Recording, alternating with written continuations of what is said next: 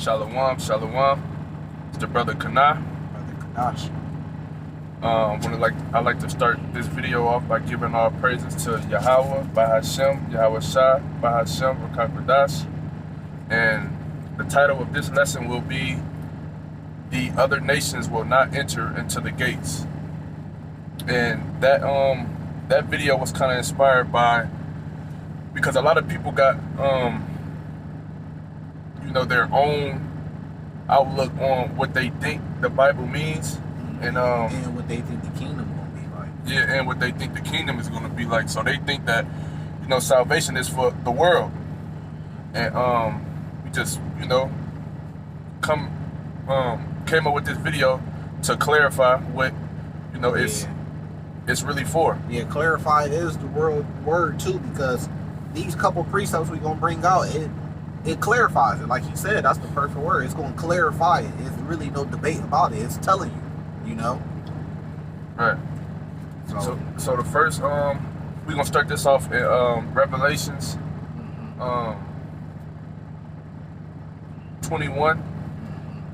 Yeah, verse 12. This is Revelations 21, verse 12, straight to the point.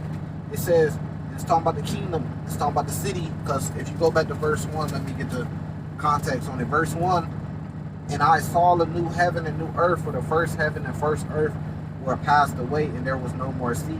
I, John, saw the holy city." So you got kingdom twofold. You got the kingdom as a city we're going to have, and the kingdom as meaning we're going to have rulership over the earth. So John saw the holy city, New Jerusalem, coming down. So now talking about this city, it says, verse 12, "And had a wall great and high, and had 12 gates, and at the gates 12 angels." Okay, so pretty much what that's saying is, there's 12 angels guarding each gate, representing the 12 tribes of Israel. Yeah, and if the kingdom is just for everybody, why does there need to be a wall? What are walls for? Remember when Trump was around here trying to build a wall? What was he building it for? Exactly. To keep people out of it. Certain people, that the undesirables that not supposed to be in it, which are the other nations. It says, "And names written thereon, which are the names of the 12 tribes of the children of Israel." And the reason why the 12 angels is standing in front of them, because it's to only let the people of the 12 tribes inside the gates. And so if you're not part of the 12 tribes, then you can't come in. Right. So that means the kingdom ain't for all nations then. Exactly. It will have to be. Everybody gonna want to be a part of it, but everybody's not gonna be able to be a part of it. Yeah, because like you said, 12 angels on each gate. So they're there for a reason. They're not there just looking pretty or looking cute. They're not there just to wave at people coming through. They're there guarding the gates to make sure that the 12 tribes of Israel are the only ones entering through the gates. Exactly. Right. So the kingdom ain't for all nations, because there ain't no gate that says Esau. There ain't no gate that says Ishmael. 12 tribes of Israel. There's all different types of nations on this earth, but it's only one nation that represents the nation of Israel. This is verse 25. It says, "And the gates of it shall not be shut at all by day, or there shall be no night there, and they shall bring the glory and honor of the nations into it." Yeah, meaning, so the gates is going to be open 24/7, and the other nations is going to be bringing all of their possessions that they glorify and praise so much to us at the gates day and night, and the gates is never going to shut. Yep. So that's what that's saying. What's something like that glory and that honor that they gonna be bringing to us? Gold, their monies, their women, anything of honor, huh? Yeah, anything. Yeah, pretty much. Silver, artifacts, whatever that they praise, they're gonna be bringing it to us. You gotta think about it like diamonds, stones, precious woods that you only can find that grow in this part of the earth. Just anything of high value, they gonna be bringing it to us. Like, and what they gonna do when they bring it to the gate? They gonna give it to us. They gonna hand it over. And we gonna get more in context of how that's gonna happen. But this is Revelation chapter 11, verse 1. It says, and there was given me a reed like unto a rod, and the angel stood, saying, Arise and measure the temple of God, and the altar, and them that worship therein. But the court which is without the temple leave out, and measure it not, for it is given unto the Gentiles. In the holy city shall they tread underfoot 42 months. So when it says the temple of the Lord, what represents the temple of the Lord? His people.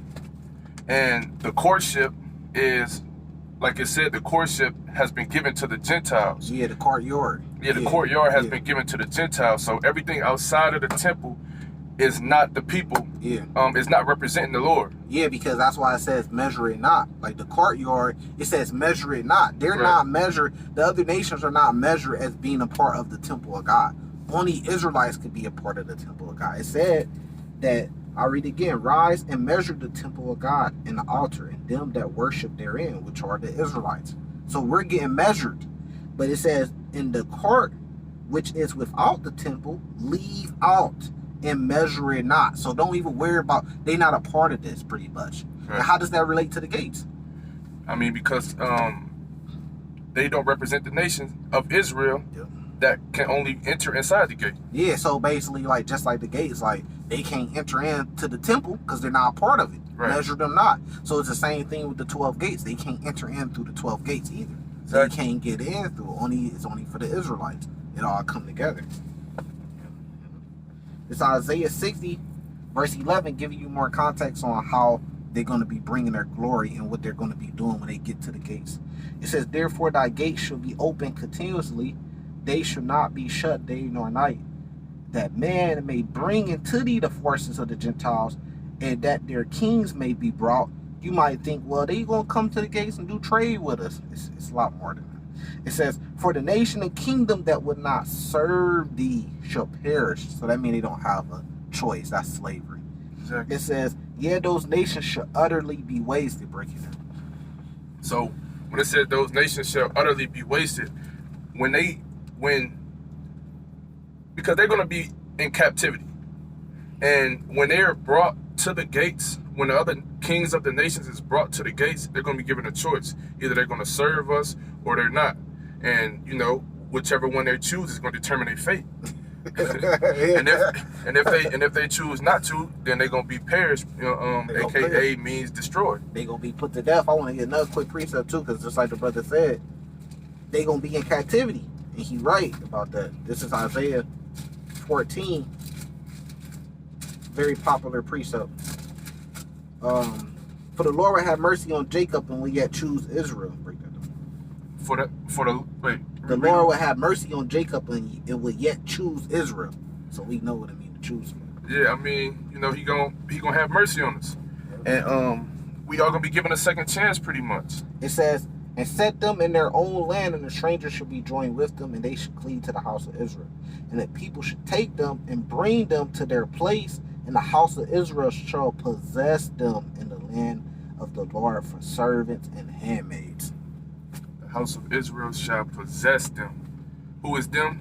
The other nations. Right. So how are they going to inherit the kingdom with us or rule? I mean, what possess mean? What does possess mean? Yeah. It speaks for itself. Yeah, they're going to, just like if you got a possession like your car, it's like your slave. You could wake up at 3 in the morning and turn your car on. It's time to go. They got to do whatever you wanted to do on your time. That's a possession. It says, and they shall take them captives who captives they were. Break that down. I know you got some meat on that. And they shall take them captives who captives their war. They were. So meaning, the ones who had us in captivity, the same people who we were serving, for the 400 plus years, are the same people who we're going to have power over.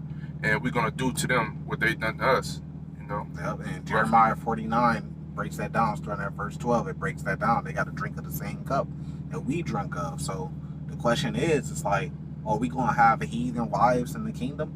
Yeah, because did they pop our wives? When they had us in slavery, did they pop our woman?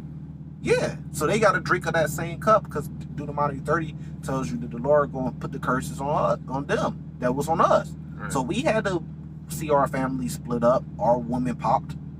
So they gonna have those same curses on them. So we gonna take their woman, pop their woman. We gonna have heathen women in the kingdom, you know. And it says they took us in captivity. We gonna take them in captivity. It says, and they shall rule over their oppressors. One more quick precept, just because the spirit, the spirit sometimes gets on you. Yeah, and they shall rule over their oppressors. Meaning we shall rule over the same people who ruled over us. But our rulership is going to be forever. This is Revelation 13, verse 9. If any man have an ear, let him hear. Listen up, man. It says, he that leaveth in captivity should go into captivity. He that killeth with the sword must be killed with the sword. Here's the patience and the faith of the saints. He that leadeth into captivity shall go into captivity. So that means, you already know what that means. It just pretty much means that, you reap what you sow. Yeah. And who led us into captivity? The other nations. The other nations. So what's going to happen to them? They're going into captivity. Who killed us with the sword? The other nations. So what's going to happen to them? You go kill them with the sword. That's what it literally just said. That's where you get an eye for an eye from. That's how the Lord works. That's righteous judgment. If you don't like that, then you got a problem with the Lord. So yeah, that was the last precept. Hopefully that was edifying. And till the next time, I'd like to say, Shalom. Shalom.